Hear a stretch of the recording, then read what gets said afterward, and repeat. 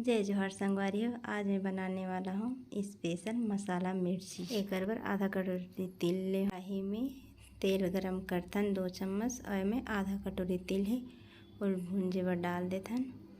में नमक और मिर्ची अपन स्वाद के अनुसार 1 चम्मच हल्दी पाउडर 1 चम्मच धनिया पाउडर।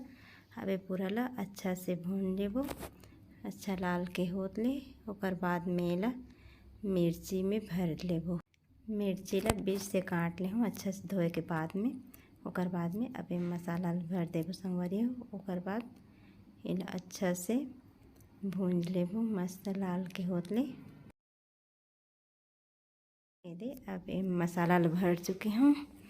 अब कढ़ाई में तेल गरम करबो। अब मिर्ची ला अब तेल ला गरम हुई फिर एमे 2 चम्मच जीरा और सरसों डाल लेथन। ओकर बाद में पूरा मिर्ची ला एक करके डाल देबो और अच्छा एक हरापन के जात ले अच्छा से भून लेबो। ये आराम से पलटा जाना है तब एमे के मसाला है बाहर नहीं निकले। बहुत अच्छा स्वाद आता है एकर। तुम चाहो तो नींबू का रस भी डाल सकते हो संगवारियों, लेकिन मैं नहीं डाले हूँ, मुझे ऐसे ही अच्छा लगता है। बहुत जल्दी बन के तैयार होने वाला मिर्ची है रे। मस्त भर भर मिर्ची बोलते हैं ला, जिम तिल के स्वाद बहुत अच्छा आते हैं।